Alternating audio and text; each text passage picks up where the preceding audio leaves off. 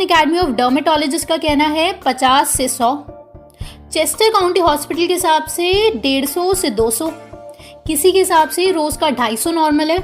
ऐसे हर किसी का अलग अलग मानना है, नंबर जितना भी हो। लेकिन ये बात तो कंफर्म है कि ऑलमोस्ट हर किसी का ये मानना है कि एक एज के बाद हेयर फॉल तो होगा ही होगा। लेकिन दोस्तों, ये बात आपको ध्यान से समझनी है कि हेयर फॉल इतना बड़ा इशू नहीं है। इससे बड़ा इशू है स्पीड ऑफ हेयर रीग्रोथ, यानी कि नए बाल कितने जल्दी और कितने हेल्दी आते हैं। सारा पंगा ही है, लोगों के हेयर फॉल के बाद नए बाल नहीं आते, यानी रीग्रोथ बहुत स्लो हो चुकी है और अच्छी क्वालिटी के नहीं आते।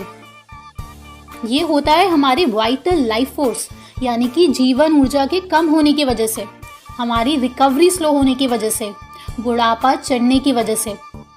तो क्या ऐसा हो सकता है कि इंसान कभी बॉल्ड हो ही ना, कभी गंजा हो ही ना? आज आप कुछ ऐसे ही 5 जबरदस्त चीजें जानेंगे सारे रिसर्चेस और प्रूफ्स के साथ। एकदम सरल भाषा में ये ऑसम सी वीडियो शुरू करते हैं। पहला है हिडन स्ट्रेस और स्लीप डेप्रिवेशन। दोस्तों, नींद की कमी की वजह से शरीर पे जबरदस्त स्ट्रेस पड़ता है, ये बात आपको पता है। लेकिन इसी का दूसरा पहलू, हिडन स्ट्रेस की वजह से इंसोम्निया होता है, यानी कि नींद नहीं आती। तो ये बनाता है RVC, रिपीटेटिव विशियस साइकिल। नींद क्यों नहीं आ रही? स्ट्रेस की वजह से। स्ट्रेस क्यों हो रहा है? नींद की कमी की वजह से।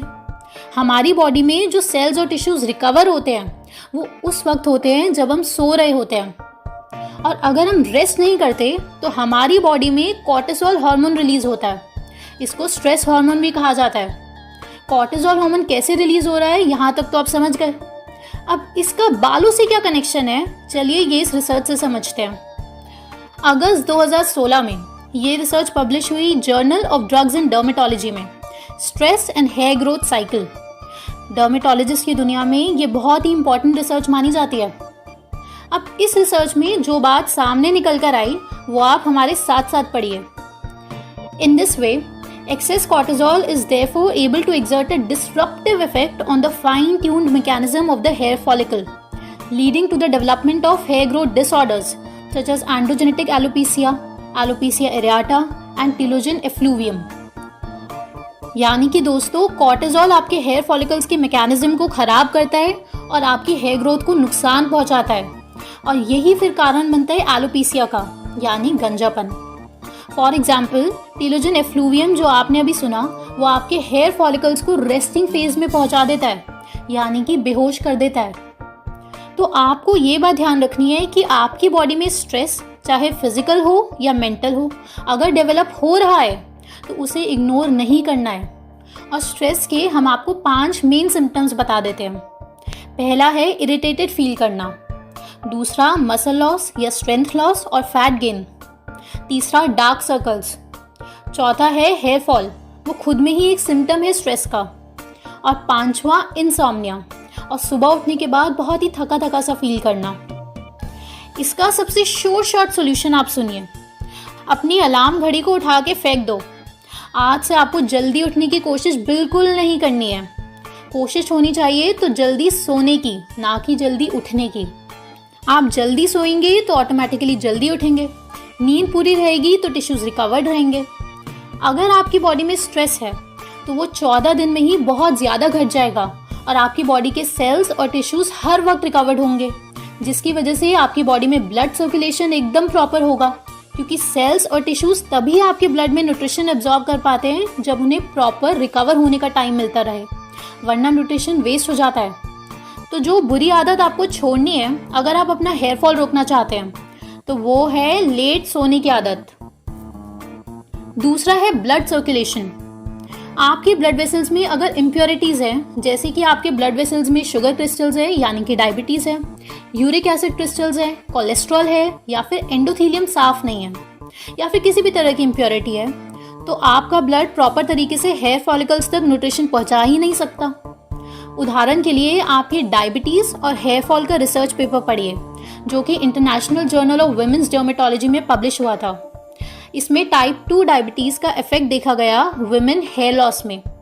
तो इसमें ये बात सामने आई कि टाइप 2 डायबिटीज़ औरतों में रिस्क बढ़ा देता है severe central scalp hair loss का।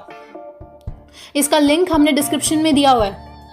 हमारे कहने का मतलब ये है दोस्तों कि बेसिक कॉन्सेप्ट ही है कि अगर आपके ब्लड में इम्प्योरिटीज़ हैं तो ब्लड प्रॉपर्ली फ्लो करेगा ही नहीं और ठीक तरीके से न्यूट्रिशन डिलीवर होगा ही नहीं बालों तक, फिर चाहे आप कितनी भी सेहतमंद चीज़ें खा लें। तो अब इसका सोल्यूशन क्या है? पहला, आपको DIP डाइट शुरू करनी चाहिए अगर आपको हेयर फॉल हो रहा है। और दूसरा, आपको एक स्पेसिफिक मेडिटेटिव टेक्निक का यूज़ करना है जिसका नाम है रक्त ध्यान। इस टेक्निक से आपकी ब्लड वेसल्स क्लीन होती है और रेजुविनेट होती है। अगर आपके घर के आसपास रक्त ध्यान कोई मेडिटेशन सेंटर कराता है तो आप ज़रूर जाएं। अगर आपको नहीं मिल पाता है तो आप द ओनली वन कम्युन से भी रक्त ध्यान मेडिटेशन सीख सकते हैं। इसका लिंक हमने डिस्क्रिप्शन में दिया हुआ है। तो अब आपको कौन सी बुरी आदत छोड़नी है? Junk food, oily food, package food खाने की। और ये सारी बातें रेड आपको अपनी हर वीडियो में बताते हैं। उनकी पूरी DIP डाइट ही इसी पे बेस्ड है। वो आपके ब्लड फ्लो को ज़बरदस्त बना देती है। तीसरी ज़रूरी चीज़ जो आपको पता होनी चाहिए अपने हेयर फॉल को ख़त्म करने के लिए, वो है आपका साइकोलॉजिकल और बिहेवियरल एस्पेक्ट। अगर किसी को स्ट्रेस है तो उसका सोल्यूशन हमने बता दिया है कि इग्नोर ना करें।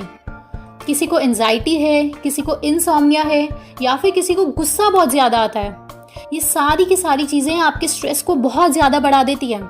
क्योंकि दोस्तों सारा गेम ही स्ट्रेस और रिकवरी का है। तो इसी का एक बहुत इंपॉर्टेंट सोल्यूशन है एक्सरसाइज। आप जितना एक्सरसाइज करेंगे आपको उतनी गहरी नींद आएगी, उतना ज़बरदस्त रिकवरी और ब्लड सर्कुलेशन होगा। दूसरा, एंगर किलर होती है ये एक्सरसाइज। तीसरा, आपको डोनेशन करनी है। दान करके आपके शरीर में ऑक्सीटोसिन, डोपामीन, एंडोर्फिन्स और सेरोटोनिन रिलीज होते हैं। ये सारे हैप्पी हार्मोन्स होते हैं और ये डायरेक्ट आपकी बॉडी का स्ट्रेस ख़त्म करते हैं। और डोनेशन से, चैरिटी से, फॉरगिवनेस, ग्रेटफुलनेस, थैंकफुलनेस से यही हार्मोन्स बॉडी में रिलीज होते हैं। और इन हार्मोन्स को सिक्रीट करने का एक सबसे बढ़िया तरीका होता है मेडिटेशन। तो अगर आपको स्ट्रेस या एंजाइटी है तो आपको मेडिटेशन ज़रूर करनी चाहिए। और बुरी आदत कौन सी छोड़नी है? वो है गुस्सा, क्योंकि सारा गेम ही स्ट्रेस का है। चौथा पॉइंट, अगर आपको हेयर फॉल का इशू है तो इसके बारे में आपको पता ही होगा, लेकिन ये वीडियो बनाते वक्त हमारा ज़रूरी है ये पॉइंट कवर करना, और वो है न्यूट्रिशन। बालों की हेल्थ के लिए ये कुछ मैक्रो और माइक्रो न्यूट्रिएंट्स होते हैं जो बहुत ज़रूरी है। आप ध्यान से सुनिए। Vitamin A, vitamin B complex, folic acid, vitamin D, melanin, iron, calcium, magnesium, manganese, zinc, protein, vitamin E, omega 3, omega 6। अब दोस्तों या तो आप ये सारी चीज़ें अपने टिप्स पे याद कर लो या फिर आप इन्हें नोट डाउन कर लो। और ये आपकी बॉडी में कैसे जाएंगी? इसका बहुत ही सिंपल और बेस्ट तरीका है DIP डाइट। बस आप एक चीज़ याद रखना कि जैसे जीवन के लिए श्वास है, वैसे ही बालों के लिए ये कुछ न्यूट्रिएंट्स हैं, क्योंकि इन न्यूट्रिएंट्स में से एक की भी कमी आपके शरीर में होनी नहीं चाहिए। तो इस बड़े से और बेहद ज़रूरी टॉपिक को कवर करने के लिए हमारी टीम ने आपके लिए 3 वीडियोस बना रखी है, जिनका लिंक हमने डिस्क्रिप्शन में भी दिया हुआ है, जिसमें एक एक न्यूट्रिएंट कवर्ड है। अब इसमें आपको कौन सी बुरी आदत छोड़नी है? वो है कि पता होते हुए भी ये न्यूट्रिएंट्स ना खाने की बुरी आदत, फल और सब्जियां ना खाने की बुरी आदत। 5th और लास्ट पॉइंट है केमिकल्स एंड शैम्पू। दोस्तों हेयर केयर प्रोडक्ट्स में बेहद अजीब और खतरनाक केमिकल्स होते हैं, जैसे कि फॉर्मेल्डिहाइड, पैथलेट्स, पैराबिन्स, कलर्स, डाइमेथिकोन और सर्फेक्टेंट्स जैसे कि SLS, SLES, SDS।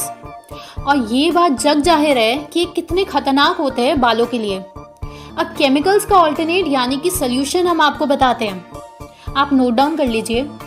बालों के लिए मेनली 3 प्रोडक्ट्स का यूज़ होता है, जिसका इस्तेमाल लगभग हर इंसान करता है। पहला हेयर ऑयल, दूसरा शैम्पू, तीसरा जब बाल सफ़ेद होते हैं तो कलर या डाई या मेहंदी। अब आपके इन 3 प्रोडक्ट्स में अगर खतरनाक केमिकल्स हैं तो खुशकिस्मत होगा वो आदमी जो गंजा नहीं होगा। तो नेचुरल तरीका देखते हैं, जो कि बेस्ट तरीका है इन प्रोडक्ट्स को रिप्लेस करने का। हेयर ऑयल, आप खुद अपने बादाम या नारियल लेके जाएं शॉप में और खुद अपने सामने उसका ऑयल बनवाएं। दोस्तों ये चीज़ पहली बार करते हुए आपको झंझट तो ज़रूर लगेगी, लेकिन जब आपको रिजल्ट्स जो मिलेंगे ना इस चीज़ के, तो नेक्स्ट टाइम आप खुद ही तुरंत चले जाओगे भागे भागे शॉप पे नेचुरल तेल बनवाने के लिए। ये ज़बरदस्त चीज़ है। अगला है शैम्पू। इसके ऊपर दोस्तों पूरी वीडियो हमने बना रखी है कि कैसे आप अपने घर पर शैम्पू बना सकते हैं, वो भी राजीव दीक्षित जी के टेक्निक से। लिंक डिस्क्रिप्शन में दिया हुआ है। इसमें भी दोस्तों आपको आफत आएगी पहली बार करने में, लेकिन बस पहली बार की झंझट है। जैसे सुबह सुबह ठंडे ठंडे पानी में नहाने में 1-2 सेकंड की झंझट लगती है, वैसे ही। तीसरा है बाल पक जाए या सफ़ेद हो जाए तो आपको एक बहुत ही सिंपल सी चीज़ करनी है। ये बहुत हद तक जेनेटिक होता है और साइंस भी ठीक यही बात कहती है। दूसरी चीज़, शरीर में मेलानिन की कमी की वजह से बाल सफ़ेद पड़ जाते हैं। राजीव दीक्षित जी ने इसका एक सल्यूशन बताया है कि आप 2 आंवले रोज़ खाएं और इसके अलावा आप हरी पत्ते वाली सब्जियां भी अपनी डाइट में ज़रूर शामिल करें। और मेहंदी अगर नेचुरल और प्योर फॉर्म में मिल पाती है तो उसका यूज़ करें। तो दोस्तों अब आपको आखिरी कौन सी बुरी आदत छोड़नी है? अपने बालों पर जेल लगाने की, हेयर क्रीम, हेयर स्प्रे, ये सारे हेयर केयर प्रोडक्ट्स लगाने की। दोस्तों एक आखिरी बहुत बड़ा कारण होता है हार्मोनल कारण। वो हार्मोन होता है DHT यानी कि डायहाइड्रोटेस्टोस्टेरोन। ये मेल्स के लिए बहुत बड़ा कारण हो सकता है। इस टॉपिक के बारे में फिर किसी वीडियो में डिस्कस करेंगे। इन 5 बातों का अगर आप पूरी तरीके से ध्यान रख पाएं तो आपके बालों की समस्या बहुत हद तक खत्म हो जाएगी।